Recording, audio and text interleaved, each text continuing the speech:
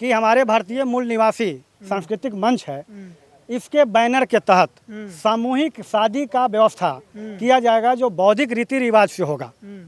जो हमारे बहुजन लोक का, जो बाबा साहब अम्बेडकर का जो संविधान है, या जो भी बौद्धिक रीति रिवाज से अगर शादी कराया जाएगा, बौद्धिक रीति रिवाज से शादी है कि उसमें कोर्ट के द्वारा शपथ पत्र मिलता है, जो भाई किसी कीमत पर तोड़ नहीं सकते हैं।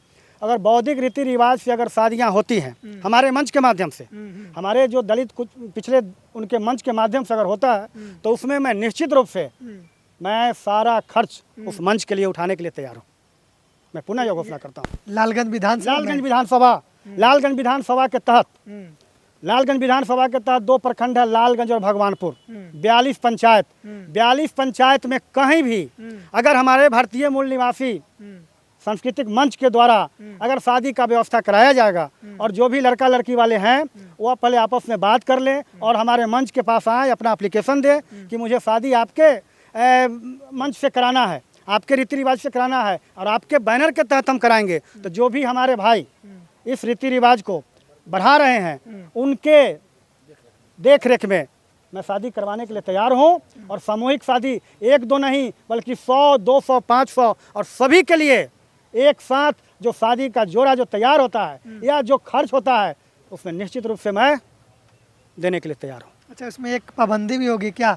मूल निवासी शब्द जुड़ा है तो 85% लोग ही होंगे, उसके अलावा दूसरा नहीं? 85% लोग के लिए तो हैं ही, और बाकी के लोग जो 10 से 15% हैं, अगर वो हमारे बातों को स्वीकार करने के लिए तैयार हैं, वो अगर चाहते हैं कि नहीं हम भी बौद्धिक रीति रिवाज से ही शादी करें, तो हमारे बैनर के तहत आए, उनके लिए भी मैं तैयार हूँ। उनका भी स्वागत, सबका स्वागत है। यहाँ तो शादियाँ करानी है बौद्धिक रीति रिवाज से, पाखंड से अलग हटके जो भी व्यक्ति इसमें जुड़ेंगे, उनके लिए संजय यादव का पैसा क्या, उनका खून और जान न्यौछावर है। उसका विरोध क्यों, उसका आलोचना क्यों, और फिर संविधान की बात क्यों? नहीं, हम किसी की आलोचना नहीं करते। हम ये कहते हैं कि आपके कपड़े पर गंदगी लगी हुई है, इसको साफ कर लीजिए, हम वही करते हैं। तो जिस तरह से शरीर पर गंदगी के लिए हम स्नान करते हैं, घर वाले गार्जियन बच्चों को कहते हैं जो नहाओ धोआओ, इसको शरीर साफ करो, उसी तरह से हम मंच से कहते हैं। हम आज संवैधानिक अधिकार के बदौलत, माता पिता और गुरु के आशीर्वाद के बदौलत हम पढ़े लिखे, तो जो सामाजिक गंदगियां हैं, जो सामाजिक कुरीतियां हैं, जो ये दलदल भरा व्यवस्था है, जो मानवता इंसानियत को तार तार करता है, शर्मसार करता है, उस चीज़ को हम कहते हैं उसको छोड़ो, उसको त्यागो, उसको ख़त्म करो और मानवता इंसानियत को अपनाते हुए संवैधानिक अधिकार के बदौलत आगे बढ़ो। ये हमारा संदेश होता है। इतना जागरूकता फैला रहा है, फिर भी आपका संविधान खत्म हो रहा है, लोग आपके कि स्कूल कॉलेज से हटाए जा रहे हैं, उनकी नौकरी जा रही है, क्यों? उसका कारण है, हमारे महापुरुष कहे हैं कि संविधान, बाबा साहब अम्बेडकर कहे हैं कि संविधान हम बन तो रहा है, लेकिन यह संविधान अगर गलत लोगों के हाथ में चला गया तो इसका कोई औचित्य नहीं रह जाएगा। वो आज भारत में हो रहा है, गलत लोगों के हाथ में हमारा संविधान है, इसलिए वो दीमक की तरह धीरे धीरे खोखला होता जा रहा है। और फिर से पुनः मानवता के साथ मतभेद करने वाला, मानवता को शर्मसार करने वाली व्यवस्था फिर से धीरे धीरे पनपने लगी है। ये खतरे की बात है। दूसरी बात एक और कि आप कहें कि समाज में आज भी डिस्क्रिमिनेशन है, भेदभाव है, छुआछूत है, लेकिन संविधान इसकी मनाही करता। आर्टिकल 15 में किसी के साथ जाति के आधार पर, लिंग के आधार पर, धर्म के आधार पर भेदभाव नहीं कर सकते हैं। आर्टिकल 17 कहता है कि आप अस्पृश्यता का भेदभाव नहीं कर सकते, किसी के साथ छुआछूत नहीं कर सकते, ये कानूनी अपराध है। लेकिन फिर भी आज हो रहा है छुआछूत भेदभाव, तो संविधान लागू नहीं है क्या देश में? बिल्कुल, हम कह सकते हैं संविधान तो लागू हुआ, लेकिन वही बात पुनः दोहराते हुए कि गलत लोगों के हाथ में है और उन लोगों का वर्चस्व है। ऐसा जो पक्षपाती लोग हैं वो सारा अधिकार तो अच्छा मिला, संविधान, समानता का विधान, ऐसी व्यवस्था मिला कि सारा जो भी इंसान है, किसी तरह का जातीय भेदभाव नहीं, किसी तरह का पक्षपात नहीं, सब समान रूप से रहें, समान रूप से पढ़े लिखें, कमाए, नौकरी रोजगार, जनप्रतिनिधि बने, सब है अधिकार। लेकिन कुछ गलत, कहावत है ना, जिसकी लाठी उसकी भैंस। ये भी कह सकते हैं ना कि आपके लोग संविधान के बारे में नहीं जान रहे हैं, तो उनके साथ अगर भेदभाव हो रहा है तो वो कानून के पास नहीं जा रहे हैं। तो इस पर आप क्या कहेंगे? क्या आप अपने समाज के लोगों तक संविधान की बात नहीं पहुंचा पाए? उसका सबसे बड़ा कारण यह है कि हमारे देश में आज तक जजों की बहाली के लिए न्यायिक आयोग का नहीं हुआ, मतलब सुचारू नहीं हो पाया हो। आज तक। बीपीएससी है, यूपीएससी है, बीपीएससी है, यूपीएससी है, मतलब बीडीओ सीओ बनने के लिए वहाँ से एग्जाम दे के बीपीएससी से आप आइए, एसपी कलेक्टर बनने के लिए यूपीएससी से आइए। लेकिन जज की बहाली के लिए कॉलेजियम सिस्टम है।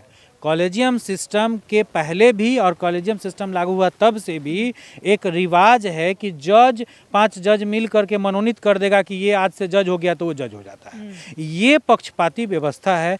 जब तक जज न्यायिक आयोग के द्वारा बहाल नहीं होगा तब तक भारत में न्याय व्यवस्था नहीं सुधरेगा, और जब तक न्यायपालिका नहीं सुधरेगी तब तक हम आम आवाम को, जो भारत के मूल निवासी 85-90% लोग हैं, उनको सामाजिक राजनैतिक अधिकार नहीं मिलेगा। संविधान करने के लिए है, लेकिन इन जिसकी लाठी उसकी भैंस वाली बात इन लोगों के मुट्ठी, इन लोगों के कब्जे में, और हमारे लोग उससे अनभिज्ञ है, केस लड़ते रह जाते हैं, उनको न्याय नहीं मिलता है, पक्षपातपूर्ण उनको फैसला मिलता है। ये जड़ है। ये तो आप भी भली भांति जानते हैं कि देश आज़ाद हुआ उसके बाद भारत के बहुजनों यानी दलित, पिछड़ा, ओबीसी को धर्म ग्रंथ, यहाँ की मनुवादी सरकार, वो कांग्रेस हो या भाजपा हो, उसने हमारे लोगों को धर्म ग्रंथ थमा दिया और मंदिर दिखा दिया कि तुम्हें धन दौलत और बच्चों की पढ़ाई उस मंदिर में घंटी डोलाने से होगा। और हमारे बाबा साहेब द्वारा निर्मित संविधान जिससे देश चल रहा है, उसको उसने पढ़कर अपने बाल बच्चों को IAS IPS बनाकर देश के सारे कार्यपालिका पर आधिपत्य जमा लिया है। और हमारे लोग जो पढ़े लिखे हैं, पूछे आरक्षण के माध्यम से जब ऊंचे ओहदे पर पहुंचे तो वो भी मनुवादी का ही गुण गाते हैं और उन्हीं के पीछे लगे हुए हैं। इसीलिए बाबा साहेब ने कहा था कि हमारा दुश्मन वो नहीं है, हमारा दुश्मन हमारे समाज के पढ़े लिखे वो बदमाश लोग होंगे जो मनुवादियों का गुण गाएंगे और अपने समाज के लोगों को जगाने का काम नहीं करेंगे और संविधान बचाने का काम नहीं करेगा। इसीलिए हम लोग भारतीय मूल निवासी सांस्कृतिक मंच पूरे देश में और बिहार में राष्ट्रीय जनता दल, संविधान ज्ञान सभा, संविधान संवाद मंच हम लोग लगा कर देहात में जहां लोग संविधान को नहीं जानते हैं उन तक संविधान के विषय में, उनके हक अधिकार के विषय में जानकारी दे रहे हैं। और इसमें हम लोग बहुत जल्द सफल होंगे और हमारे लोग मंदिर से वापस आएंगे, स्कूल की तरफ जाएंगे, कलम कॉपी अपने बच्चों को धराएंगे और ताकि हमारा समाज शिक्षित होकर देश में IAS IPS बनने का काम करे। देखिए, ये भारत का इतिहास रहा है। जब भारत का इतिहास उठाकर देखेंगे तो आपको पता चलेगा जब जब इस देश के अंदर जो लड़ाई हुई है, वह चाहे वह आर्य अनार्य के रूप में हो, देव दानव के रूप में हो, या जो भी सवर्ण अवर्ण के रूप में हो, साधु संतों और महंतों के बीच में हुआ हो, जो भी लड़ाई हुआ है, वह लड़ाई जो हमारे नायक जो लड़े हैं उनको हमेशा टारगेट बनाया गया है। चाहे राजा महिषासुर हो, चाहे हिरण्यकश्यप हो, या हिरण्याक्ष हो, या वाली हो, जो भी हो, उनको टारगेट बनाया गया है। क्योंकि उनका उद्देश्य होता है कि जो समाज का जो लीडरशिप, जो लीडर आगे बढ़ रहा है, उन लीडर को टारगेट बना लो। जब लीडर वो टारगेट बन जाएगा तो स्वतः जो प्रजा है वो अपने आप गुलाम हो जाए, उसकी हिम्मत नहीं रहेगी विरोध करने की। तो वही संविधानिक प्रक्रिया अभी जो संविधान से पूरा देश चल रहा है, तो अभी लड़ाई संविधान के अनुसार चल रहा है। तो अभी जो सामने में जो लड़ाई है वह वर्तमान में हमारे देश में हजारों जो बहुजन के जो लीडर हैं, जो चिंतक हैं, वो अपने आप को जान न्यौछावर करके और लड़ाई लड़ रहे हैं, बहुजनों की लड़ाई लड़ रहे हैं खुलेआम।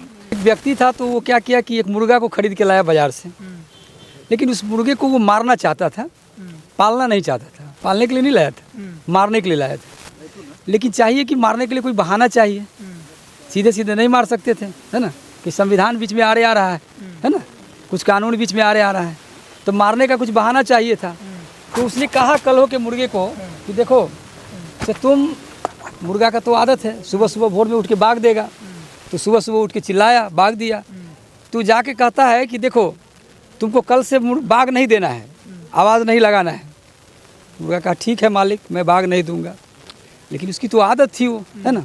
कल होकर के वो क्या किया कि वो डर था इसलिए आवाज़ तो नहीं लगाया, लेकिन वो पाँख फहराया, क्योंकि बाग लगाने के समय पाँख फहराता है ना, तो पूरा आदत एक बार कैसे छूट जाए। तो आवाज़ तो नहीं लगाया, लेकिन वो पंख फहराया। मालिक देखता है कि अरे ये आवाज़ तो नहीं दिया, ये ठीक है बात मान गया, लेकिन पंख फहरा रहा है। तो कहा अगले दिन कि देखो कल से तुमको पाँख भी नहीं फहराना इस टाइम पर, है ना, मैंने कभी भी। अब मुर्गा सोचा बड़ा मुश्किल है, कहा ठीक है मालिक पाँख भी नहीं फहराएंगे, लेकिन वो तो आदत है, एकाएक तो जाएगा नहीं। अगले दिन वो क्या किया कि पाँख भी नहीं फहराया, आवाज़ भी नहीं उठाया, लेकिन क्या बोला, क्या किया, वो सीधे गर्दन ऊपर उठाया, क्योंकि गर्दन उठाता है उस समय बाघ के समय ना, तो ये उसकी आदत थी। तो गर्दन ऊपर उठाया ऐसे। फिर कहा कि अरे तू तो ये गर्दन क्यों उठाया? बोला कि कल से गर्दन भी नहीं उठाना है। बोला ठीक है कल से गर्दन भी नहीं उठाएंगे, चलो ठीक है। तो वो बोला कि अब क्या करना है? तो बोला कि गर्दन नहीं उठाओगे और तुमसे, तो कल गर्दन नहीं उठाया अगले दिन। तो जब गर्दन नहीं उठाया तो देखा कि अब तो मारने का कोई बहाना नहीं मिल रहा है, सब बात तो ये पूरा कर लिया, हमारा मान लिया। तो अगले दिन आके कहता है उस मुर्गे से कि देखो एक और बात है, शर्त है कि तुमको एक अंडा भी नहीं देना है, ये कल एक अंडा देना है तुमको, कल एक अंडा देना है तुमको। और मुर्गा रोने लगा, सोचा कि मैं तो मुर्गा हूँ, मैं अंडा कैसे दूंगा, और अंडा नहीं दूंगा तो मारा जाऊंगा। वो कहा कि अगर अंडा नहीं दिया कल तो कल तुम्हारी हत्या कर देंगे। अभी तो रो रहा था कि हम तो मुर्गा है, हम अंडा कैसे देंगे, अभी रो रहा है। तो रो रहा है तो पूछा कि अरे तुम डर से रो रहे हो, अब मरने के डर से कि अब मारे जाएंगे? तो बोला कि नहीं, मैं मरने के डर से नहीं रो रहा हूँ, मैं रो इसीलिए रहा हूँ कि गलती हमसे ये हो गई कि एक दिन जब मारने वाला अगर उसकी मनसा मारने ही का होगा तो एक दिन मारेगा ही हमको। तो हमको पता अगर ये होता तो हम उसी दिन आवाज़ उठा के संघर्ष करके मर जाते या बच सकते थे। ये मैसेज जो है मैं अपने समाज को देना चाहता हूँ कि यदि आप आज अगर नहीं चेते तो अगर एक दिन मरना ही है तो क्यों ना संघर्ष करने का रास्ता चुनिए, आवाज़ लगाने का रास्ता चुनिए। एक दिन अपनी आवाज़ बंद करके मरने से अच्छा है आवाज़ उठा के मर जाना।